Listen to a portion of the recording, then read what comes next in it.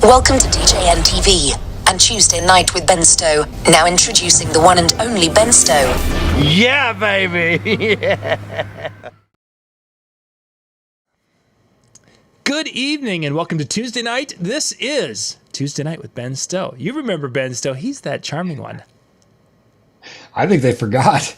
You know, Ben who? Who's this Ben guy? Who does he think? Wait a second. Where's Howie? Howie's the guy that usually comes on in this spot on Tuesdays here recently. So he took my spot too. Well, we weren't going to say that out loud. Listen, Howie Darkstar, I want you to know. Yesterday, I had a conversation with my dear friend Sean Big Daddy McKee, who dutifully called to sing me birthday as he does for everybody. But he, after taking a breath from that, he wanted me to tell you that he has been training in overtime, and he said something about lifting me up in the air and throwing me at you or something. But anyway, bottom line, I don't know what it is exactly, Howie, but pretty much your days are numbered, I think. So you're saying that he's going to be like the manager in the corner that interferes. I think it's going to be like WWE style, and I just became the folding chair. Oh, you know? Well, that. All I know, Howie, is listen, you took my spot, and Big Daddy's going to, lay it down, and apparently at the Mobile Entertainment Expo, I guess, is when allegedly this is. I don't know. Apparently, I don't have any say in this either, by the way. Oh, yeah. What do you want to be when you grow up? I want to be the folding chair that wrestlers use to beat each other over. That's me. That's exactly. You know what? All my life. That's why. Anyway. I'll click on that. Get rid of that. So thank you guys for being with us this evening. We are back. It's been a number of months. We've been busy with life and family and running shows and different things. So it's good to be back and be on our Tuesday night spot again. What a busy year. Boy, we called it, but what a busy year. Yeah. I just saw a post. I might get this wrong, so my apologies. I just was skimming through Facebook, but I think it was Rod Baker who posted about it. But anyway, saying how many shows have been done more than normal, and all the indications that I'm hearing are that 2022 is going to be much busier.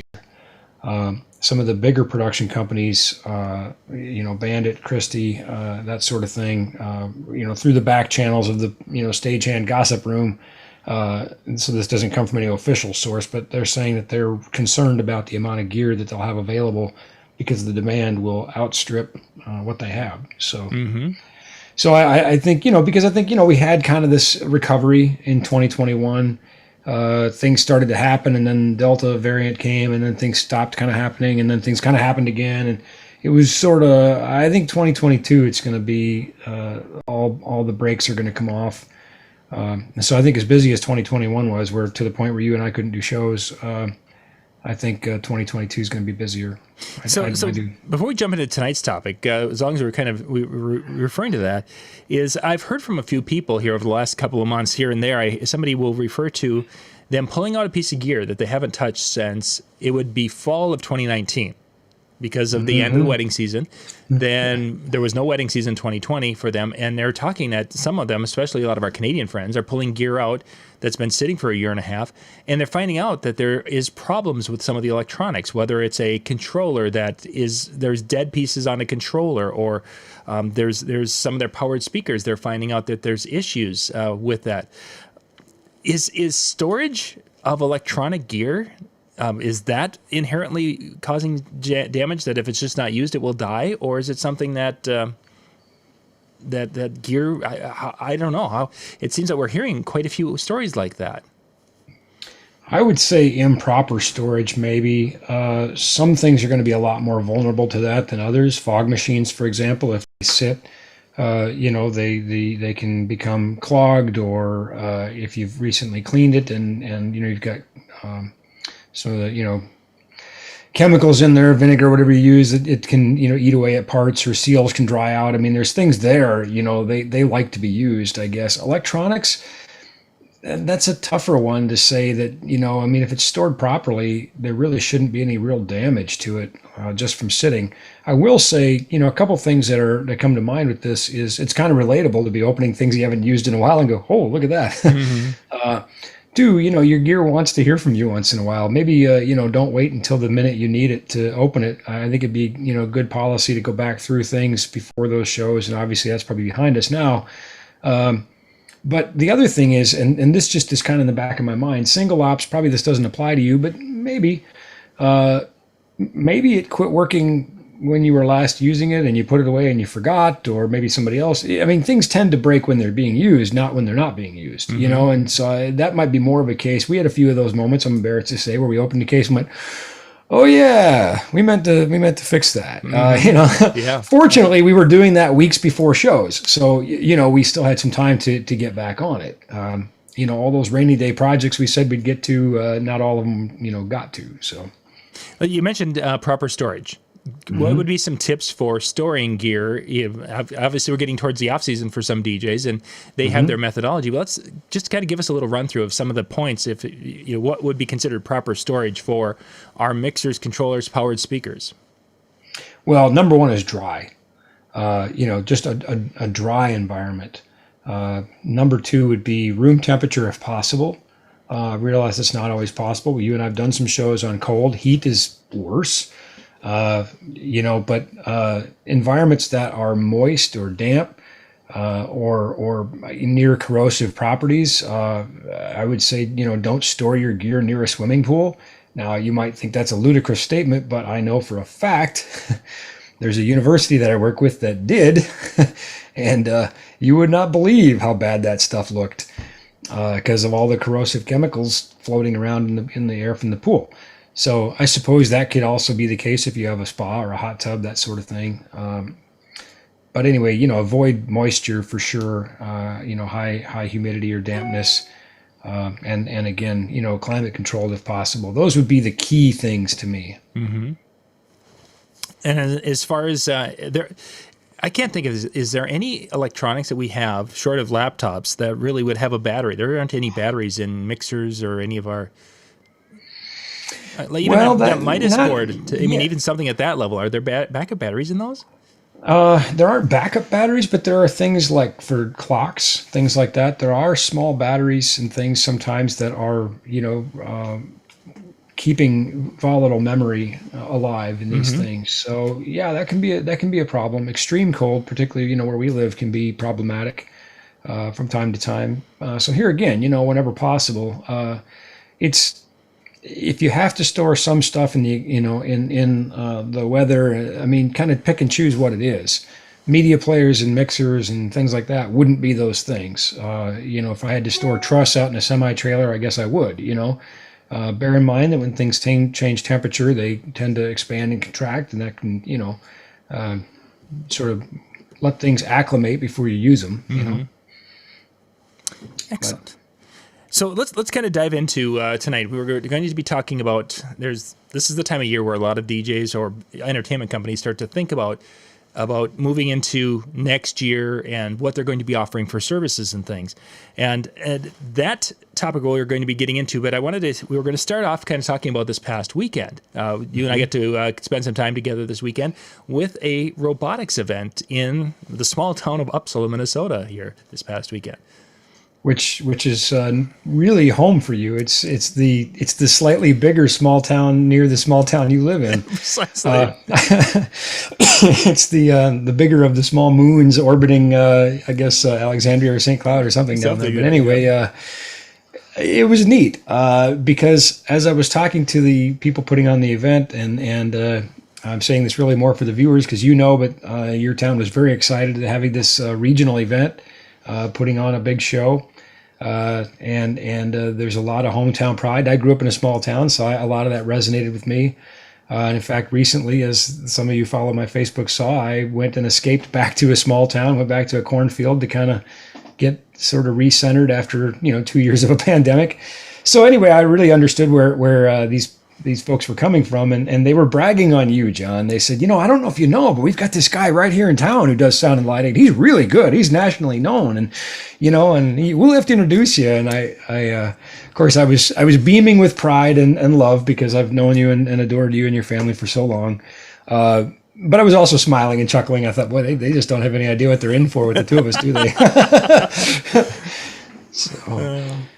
But yeah, it was kind of a fun weekend to be able to get together and do a project and having it come off so well with a community that was so excited to have that level of a production happening within the community. And if you guys have never, the first robotics types of events where you've got high school teams from around the region, North Dakota, northern Minnesota, kind of central Minnesota, where we're located, literally around the state. There was a Canadian team in there, wasn't there? I don't recall one, but it's possible. I thought there was one more because I think they said Minnesota, North Dakota, and then there was another. It's possible. The teams were from all over. We weren't really paying attention, I'm embarrassed to say. We were cheering on we sort of adopted robots as the weekend went along, and of course working with me was Paul, who has an engineering degree, and he's a fantastic technician, glad to have him, and also Alyssa, who is also the recently retired reigning Miss Bemidji from the Miss America pageant, but she's also a heck of a lighting technician and a video technician. And she also has a degree in integrated media. So both of them are very tech nerdy people. Again, love having them on the Animal Effects staff. So everybody really was kind of invested in these robots beyond just the sound and lighting. We all kind of were like, hey, we're sort of like the nerd cousins, the AV club to the robotics club, And so we adopted robots. So we could tell you probably team numbers, 3102 or 4480 or 876. We couldn't tell you where they're from, though, but we know which robots. The numbers. And when the robot was getting ready to go and latch onto the bar there to hit the switch, and it's like, yeah. Oh, and you really get invested in this. It was, I thought there was going to be a fight between Paul and Alyssa, but, because they had robots on opposite teams. That was... But, the other comment, the thing I really remember about this actually, talking about the small town and the reach, regional reach, was your wife Lori saying, wow, you made our gym look really big on the stream. And that, of course, is the magic of TV, right? And of course, I think you were there maybe when we started setting up, and I walked in and I went, oh boy, this is good. This is not an arena. This is going to be a little bit of a challenge to squeeze things in here, but it looked pretty good on the stream, I guess. And it really that was cool for us to be a part of that. Yeah, that did looked very good. And one of the things when Ben and I were together, we were talking about is, and we've talked about this in past shows, is the idea that having the right rig for the gig. And a situation such as what you had there last week, Ben, is first off, well, you've done this, and you've been at the Stanford Center and doing the same type of a thing for the robotics. You've got to have specific levels of gear to be able to handle something like that. Yeah, you really do, and it's kind of one of those things you don't want to find out too late. There's so many probably examples that will come to my mind. As we talk about the various things we did, just with the video switching and camera and that sort of thing. But the big thing that came to my mind right away is the mix minus. Excuse me. That I had two simultaneous audio mixes going. One for the live stream, where I wanted some level of ambient sound, and I wanted clear, articulate sounds from the announcers, but I also didn't want it to sound too dry and sterile. I wanted it to sound like a live event. But I also really couldn't have any of the music. They wanted upbeat music playing all the time. Yes. And I can't have this going in the live stream because it'll kill the stream. So, we in essence had, two mixes, one being a mix minus, so that some of the things that were going here are not going here and vice versa. And you and I were discussing mixing boards and what it takes to do that. And I used a small digital console, and pretty much any reasonably featured small digital console will do that. But you jokingly referenced an analog disc and said, how do I do it with this? And I'm like, you don't, basically, because there's also things where people are parading around with ear sets and feedback and just being able to process this in a way that it doesn't sound bad to for lack of better words. Yeah, and that was kind of an interesting, because I wasn't aware that you were able to keep the music completely out of the live stream until I was looking at it later, because I couldn't listen to it, and it's like, oh, there's no music going whatsoever. So that was good. Otherwise, as you say, we would have lost that.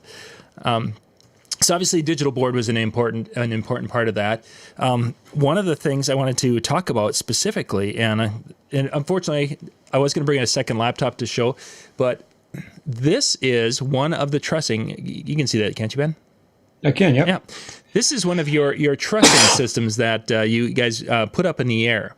And I was looking at that and thinking to myself, I've seen a lot of different types of trussing over the years. And I think this is a great example of having the right tool for the environment of what you're going to do with it. That's not the type of DJ trussing that I've used myself. Kind of, what is that type of that black trussing that you were using, and kind of compare and contrast a little bit how that would be different than, say, our 1.5-inch box trussing that a lot of DJs use. Yeah, well, it uses a standard 2-inch outside diameter cord on the truss for clamps, and that would be the same as like even your Global Truss F34 or whatever. But that truss is a 3mm wall plated truss. Now we could get into some of the nuanced differences between spigoted truss and plated truss. Engineers will tell you spigoted truss is maybe technically stronger, although 99% of the time you'll see plated truss, meaning you bolt it together rather than putting the spigots together. And probably the easiest reason for that, or the easiest explained reason for that, is people get tired of the hammers and the spigots. You bolt this together with grade 8 bolts, and it goes together smoother, better. These are 10-foot segments. They're not in meter, they're in feet. And again, as I mentioned, the wall is 3mm thick instead of 2mm or 1mm, so it's a stronger wall. And then being black is just an aesthetic thing. It's the same aluminum underneath. It's just powder coated black to just look a little cleaner, I suppose. And you needed to have something that was heavier duty than that, because you had was that about an 80-foot run? I think it was only 50 or 60 feet, and we did it with 3 motors. Yep. We had very little weight up there. We probably could have done it with 2 motors, but our concern really wasn't so much the truss as it was your gym ceiling. So, we months before the event, we drew a layout and put proposed motor placements on there, sent that to the school, said these are the approximate weights, these are the approximate locations. Please get somebody to sign off on that, whereas in an arena setting, I might have done it with 2 motors. I probably would have still done it with 3. You don't have to worry about too much deflection in the truss. But the truss is plenty strong, and we could have hung a Volkswagen from the truss. So, but yeah, it's just that it contains things a little better, makes things a little more controlled over that span of 60 feet or whatever. And having that heavier duty truss is, in that case, the right tool. I mean, you could have gotten, somebody could have done something with a lighter weight truss or a different type of system, but ultimately, with the number of lights and such, and I put a link in there, YouTube link into the chat, where you guys can go check out check out the what the gym looked like and such. And I think you can see the trussing on the other side of the gym in kind of like the thumbnail shot of that YouTube video. And I have a photo I can share here, I think. So. Oh, there you go. Good. Yeah, so you can see some of it there. Anyway, I've got a shot here too somewhere. I was looking at it, and I have video. I did walk around video that I put up. Okay. Otherwise, I took the shot of that, and then the storage, all of the. I really did not take too many pictures. I thought I would have taken more pictures. Oh, you know what? I know which one I can show you. So you mentioned.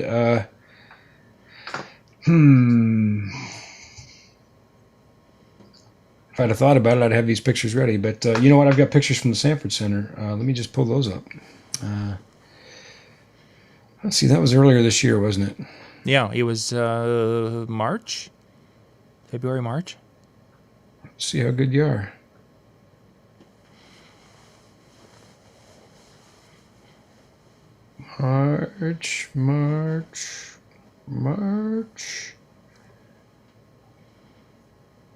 March-ish.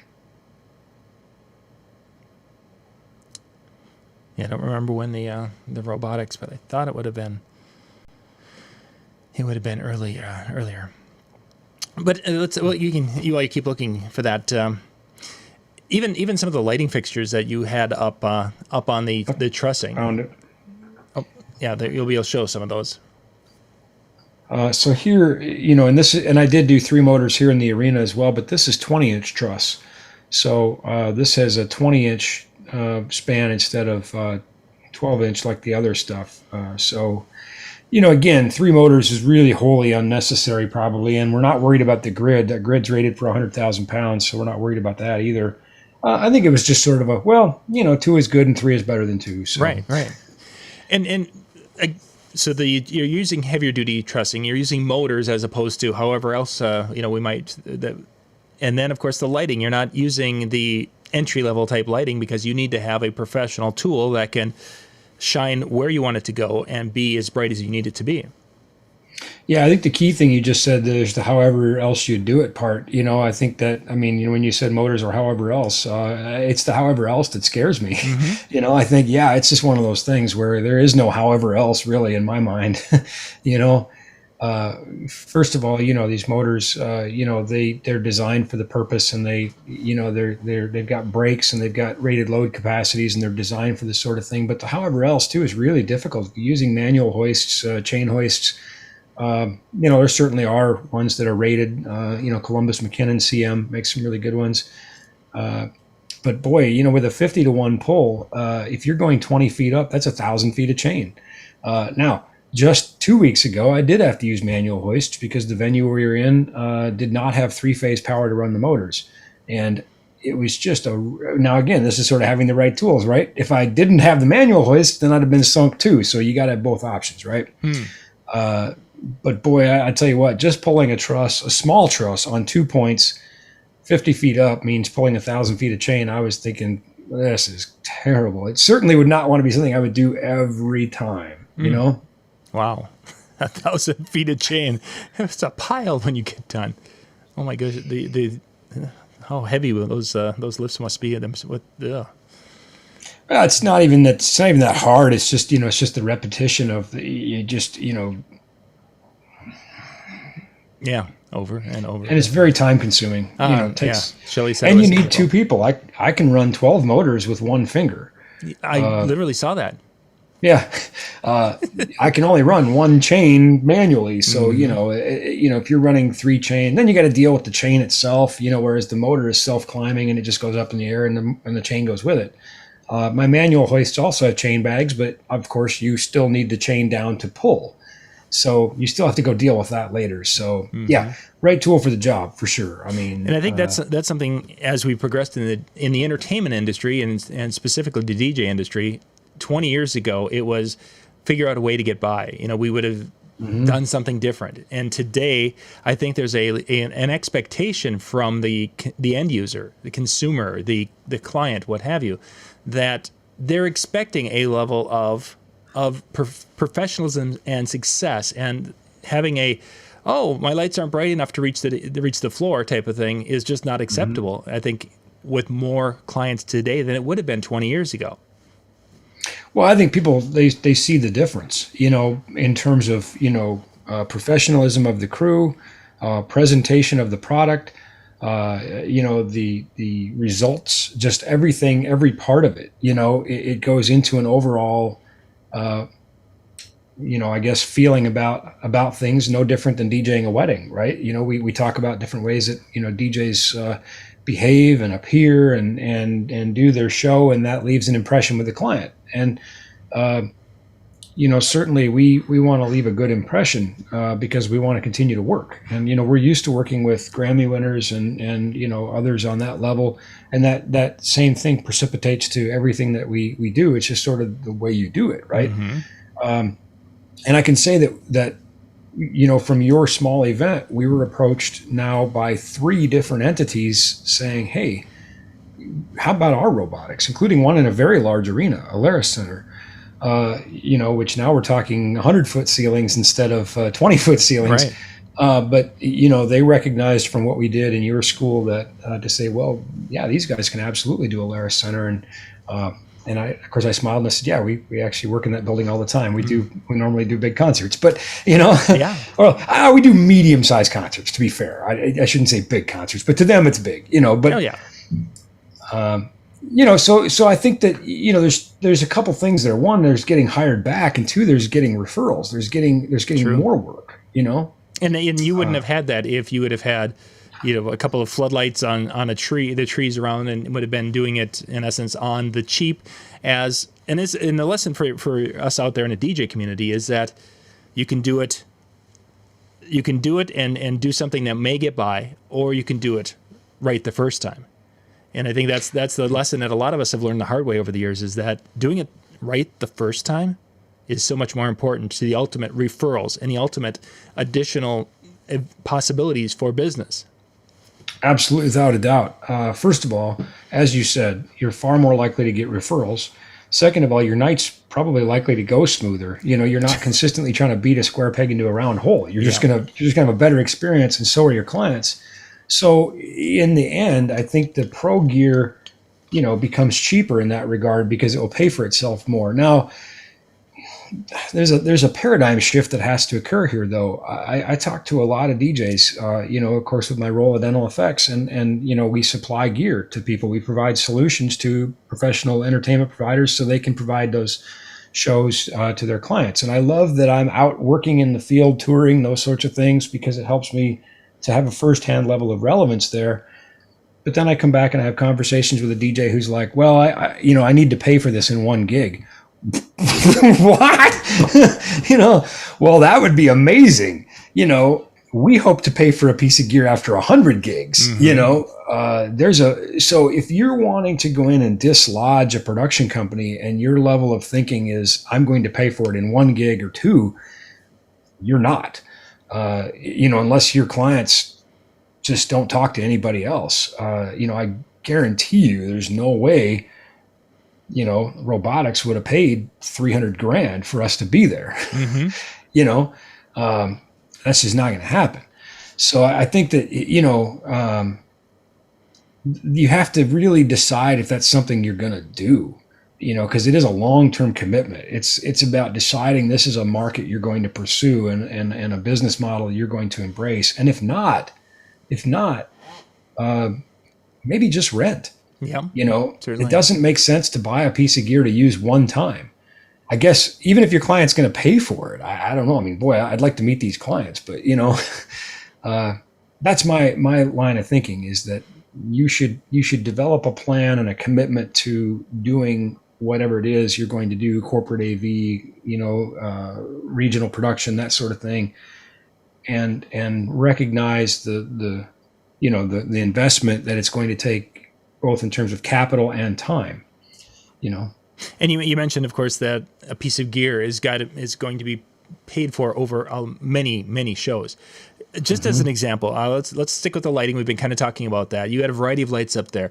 What type of events have those lights been to? I mean, obviously they did a robotics here. I'm guessing that you have gear that has been used at a variety of different types of events. Oh, absolutely. Those lights, they've probably done 3 or 4 robotics events, but they've probably done 100 concerts. Mm-hmm. You know, it's just a tool. It's all adaptable. You look at what a light's capabilities are, and then it you can employ it in a way that fits. For example, a moving wash might be something you could put on the upstage, and you can have a variety of effects by narrowing and widening the zoom. But you can also put it on the downstage as a stage wash, and those sorts of things. Looking at how can I use this in multiple ways, so it's not a one-trick pony, so to speak, and audio much the same way. Right. We had a couple of EKX 12Ps hanging on brackets on a truss, which sounded great and covered the audience great. I'm just consistently impressed with those things for, how this is going to come out wrong. Sorry, DJs, but for how cheap they are. I mean, we're talking about a speaker that's less than, $700, I think. And I know that's a lot of money. I'm not saying it's not, but I mean, compared to, a $1 million sound system, I'm consistently impressed with how great these little EKX sound, and the fact that I can stick them on a pole, I can use them as a monitor, I can put it on a bracket, hanging on a truss, cover some bleachers. And in fact, your own guy in Uppsala was like, how do we get some of those in our gym forever? So, because it sounded so much better than the gym system they have, Oh, for sure. But it's about thinking about those things as a Swiss Army knife of tools. Wireless mic, is it a wireless vocal for a performer? Is it for speech reinforcement? Like I said, if you're buying a piece of gear for one use and you just don't imagine any other use, I don't know if I'd buy it. I work for a company that sells gear. I'm just saying, I don't know if I'd buy something you don't think you're ever going to use again. That's silly. Find somebody else in your market that's got one and rent it from them. Sure. Win for everybody. They get a little money and you get the gig, so everybody wins. So as DJs are looking for next year, and they're going to be starting to think about, okay, well, what do I want to add? Do I want to do uplighting? Do I want to do some production, as we were talking about tonight? There was a school of thought, and it's been promoted at many DJ conventions over the years by many folks, that many of our friends even, and maybe we've even used the phraseology, the concept of sell it and say that you can do it, then figure out how to make it happen. And that's been kind of a common thing. And for some people, that's been their method of operation for a number of years, and it worked with reasonable success. That's changed for a lot of people, that you can't do that. Kind of talk about that just a little bit, of why I can't say, okay, I want to be doing uplights and I'm going to sell uplights and be ready to go for January type of thing. Well, I think and I do want to talk a little bit about the fake it till you make it mindset. I love it and hate it all at once, but I think right now the critical key thing is supply chain. There are so many things that are just not readily available, and we've been working very hard, and I mean very hard, to have inventory on hand. We have in stock at NL Effects, we now have hundreds of wireless mics. We have certain loudspeakers. We have some lights, we have moving heads of a few different flavors, but boy, there's so many things also that are out of stock, and they're out of stock everywhere because there's parts shortage. The manufacturers maybe don't even have the parts to make them, or if they are made, they're sitting on a ship somewhere. There's no ETA. Now, what does no ETA mean? Does it mean it's never coming? No, it means nobody knows when it's coming. Yeah. And how could they not know when it's coming? Well, because it literally could float off the coast of the United States for 2 months, waiting to be unloaded, and then it could sit in a rail yard for a month, and then it could sit in a trucking depot. I mean, there's just nobody really knows. That's the thing. So I was having a conversation today with a manufacturer, and they were basically saying, well, it's not on the water, meaning it's not left Asia yet. So they're saying minimum 120 days. That's 4 months out, minimum. So, if you are selling something to the client that you don't have, that window better be pretty long, because if it's in the next few months, there's a pretty good chance you're not going to get it. So, new plan. Decide who you're going to be and what you're going to do, and order that gear. Then I mean, if you don't feel good about it, if you don't feel confident enough about it to order the gear, then that's maybe your gut's telling you something. Sure. You know, if you're like, well, I don't know if my clients are going to buy it. Okay. I will tell you this, though. Don't be mad when your competition goes and takes all those gigs, you know, because they're going to, the people who have the stuff are winning right now. And they're winning big. Yeah. And our production division is one of those. You know, we're winning because we have gear available. Now I wish we had more. We're still waiting on some. You know, chain motors are months out. Some stuff is, I don't even know how far out. You know. Anyway, so yeah, the whole mindset of I'm going to sell it. I'm going to make a commitment to a client to do something that I really can't do. I think that's dangerous. You know, and occasionally we hear from desperate people who say, well, what am I going to do? I promised the client. I say, I don't know. I don't know what you're going to do. You know, you're the one who made that promise to the client and you shouldn't have. So are things like one of the things is sparklers. We've heard people talk about that. That's a great little upsell, and many people were selling it before. We do have them in stock. And I was just wondering, are those one of the we things? do not have very many. They are selling as fast as we can get them. So stop what you're doing right now, pause this video, go to nlfxpro.com and buy some, then come back and hear the exciting conclusion. All right. So there are things, but it's kind of hit and miss? Is it some manufacturers are having more difficult time than others, or is it just? Definitely. And it depends on, you know, there is one company that makes mixing boards, fairly major company that makes digital mixing boards. And I'm not going to say who, I don't know why to protect the guilty, but I suppose because I'm telling something that might be proprietary, but they are considering having to discontinue huge swaths of their product line because the chips they used to buy, third-party chips they used in their circuit boards, they can no longer get. And it will be more expensive to redesign the existing product lines than to just discontinue them entirely and design new ones. So now you're talking about a window of a year maybe, you know, to figure out what's available, what you can get. And understand this, folks. It's not this company or that company. I mean, certainly, as we said, some are having a worse time than others. But, you know, take note that Apple is delayed on shipping laptops and phones. Yeah. Ford and General Motors shut down plants. This is a big problem. You know, this is not, you know, a Chevet problem or you know. We see it everywhere. Problem. Yeah, it's everybody's problem. I mean, we were just telling Ben before we went on, is Lori went up to go pick up something from the Dollar General in our town here, which for those of you who follow me, you know how excited we were when that came to town. Again, we were pretty small here. We were small towns on the map. You got a Dollar General. But she had went in there and she's like, the shelves are more bare. She's never seen them that open. And the employees were saying they haven't been like that since they opened, or as far as when they were just starting to stock the store. And that's because they haven't had a truck for the 3 or 4 trucks they're missing that haven't been there for a couple of weeks.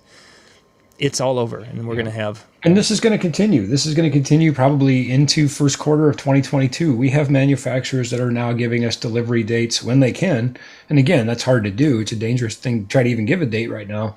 But they're telling us May, June of 2022. Yeah. Not everybody's that bad. Some are worse. So here's a plan. Obviously, the things are going to get busier as next year progresses. Plan 1, if you can buy it now, just buy it now. And if we have it in stock now, great, buy it now. You know, yeah, it's going to sit on your shelf for a few months. So what? You'll know you have it when you get busy again. If it makes sense now, it'll make sense then. If it makes sense then, it'll make sense now. Plus, you know, you maybe write it off on this year's taxes. Plan 2, if it's not in stock, you can reserve one with us with no money down. No risk whatsoever. All you have to do is say, I would like this. We will place an order for it. And when it is ready to ship, we will contact you and say, it's ready to ship. Do you still want it? And if you say yes, great. You pay for it and it's yours because you haven't had to pay anything yet. And you don't have to pay anything to make a reservation. And if you don't want it, that's okay. Somebody else is waiting. Yeah, there's a list. We had a guy who had ordered about $5,000 worth of lights. Took about 2 months. They came in. He said, you know what? I've changed my priorities. I'm focusing on audio.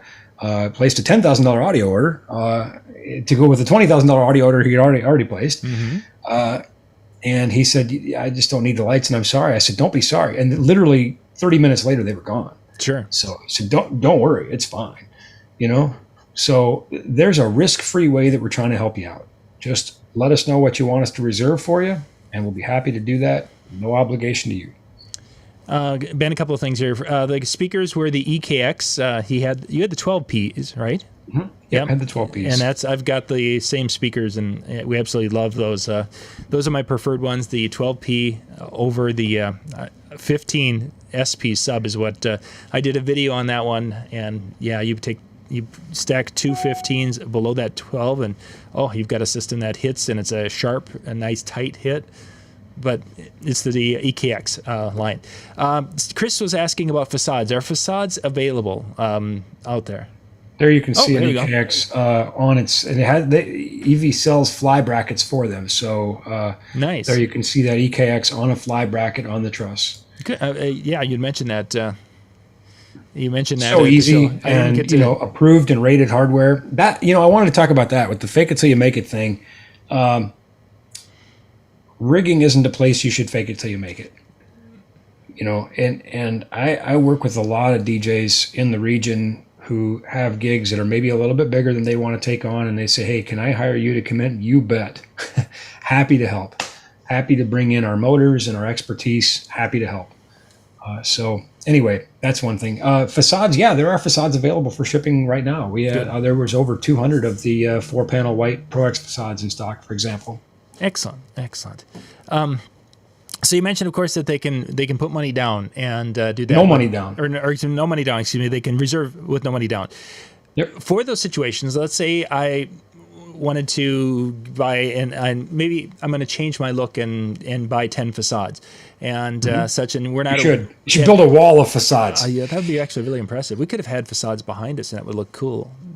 Yeah, but it's that pipe and drape. They're somebody who wants to place an order because they want to upgrade something or they want to add it for next year, and you have it in stock, but they're looking at it like, okay, I'm getting into my cold months, and I don't have the money to put into, I don't have $10,000 to drop today.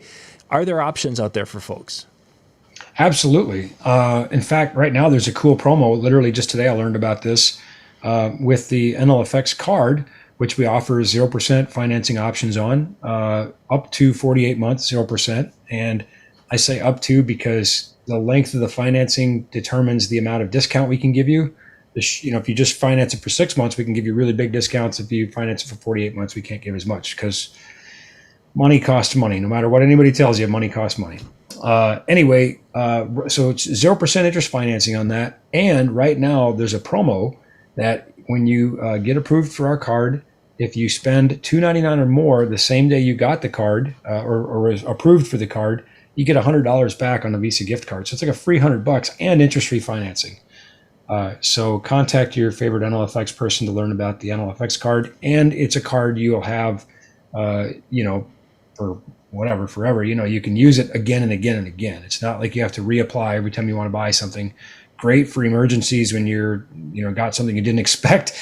You just go, hey, I need this, but please put it on my NLFX card.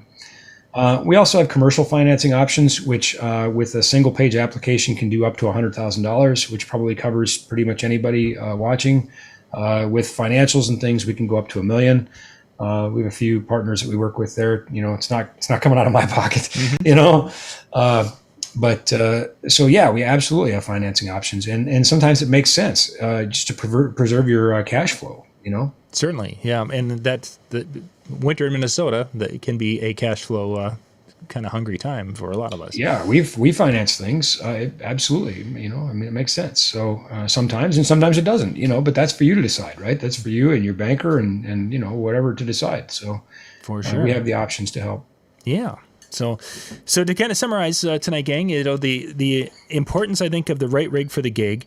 And I think, Ben, we've used that phraseology in the past, the pain, instead of having to feel that pain of having to make the purchase and replace, you're basically having the pain just once. Buy once, cry once. Yeah, there we go. Thank you. I was looking for just cry the first time. It's going to hurt. It's going to hurt a little now, but it's better than the death of 1,000 cuts. And much of that gear that you saw at Robotics is 5 or 6 years old. We cried when we bought it. Anybody who's bought chain motors know they're very expensive. They're reassuringly expensive since they hold things over people's heads. but you're going to have them a long time. Lights maybe don't have quite as long a lifespan, so maybe you amortize those at a different level. But loudspeakers, they have a pretty long lifespan. So that gear is just consistently making money for us now. Excellent. And again, it comes down to a commitment and a plan. Yeah, and having that plan, and if for those who are wanting to add something for next year, creating that plan, figuring it out, getting that, as Drax like to talk about, the business plan put together of how you're going to make money with that, and investing in those things now, or getting them ordered now so that you are ready to make money in your wedding season of 2022 instead of waiting till February. Say that a little louder, John, because let me say it a different way. If you wait until spring of next year, I have no idea what you're going to buy. Yep. This is the most, I hope I'm wrong. I hoped I was wrong about a lot of things before COVID, and I was right about most of the things I'd hoped I was wrong about. This is another one of them. I mean, if we are already seeing people have back orders going into January or February, and demand is maybe tapering a little bit right now, what is it going to be like in March when people start trying to all buy for the wedding season at once? Don't be that person. Get a reservation in with us now, or get it ordered now. And you know what? If you've got the gear and somebody else doesn't have the gear and they make a commitment to the client they can't keep, your phone's going to ring. Mm-hmm. I just can't believe that gear is not going to make you money, or that you wouldn't be able to just turn around and sell it in a heartbeat. Yeah, for sure. Paul mentioned it was on the gig. Was talking about graphics cards. He was talking about his buddy had bought a graphics card 6 years ago and sold it for more than he bought it for. Yes. Because you just can't get a graphics card. So anyway, moral of the story, not a sales pitch. Get those orders or reservations with no money down on the reservations in now, please. I'm telling you, you can play this video back in March, and I guess we'll know if I'm right or wrong. But I fear it's just going to get worse before it gets better. I really do. I think you're right with that. When we hear about stacks of containers in railroad yards that they're there, no one really knows what's there because they just have to unload as fast as they're coming in, and then they just sit there. Well, you're familiar with there's a news article I read just before we went on the air, but are you familiar with the shipping company Maersk? Yes. They reported the highest profit they've had in 117 years. Their profit, a shipping company, their profit was higher than Amazon's. Oh my goodness. Now, this is just my own thought. Take it for what it's worth, but I thought to myself, if I was Maersk, would I be in a hurry to fix this problem that is making me record profits? What's their incentive to change it? Yeah. Honestly, and I'm not saying that they're not trying to fix it. I'm not saying they're not trying to do good things, whatever. But I mean, you kind of do have to ask yourself, what's their incentive to fix it? Yeah. So, we'll see. Yeah, I know. I can tell you this, friends. Nobody on my side of the fence is loving this. If you think we like getting yelled at all day because something's not in stock, you're wrong. We don't like it. We don't like being the bearer of bad news. We don't like trying to explain to people why there's no ETA. By the way, if some of you have been asleep for the last 2 years, we had a pandemic.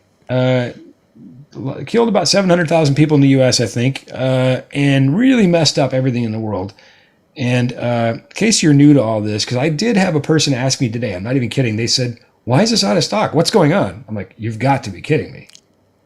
Like, you're pulling my leg now, seriously.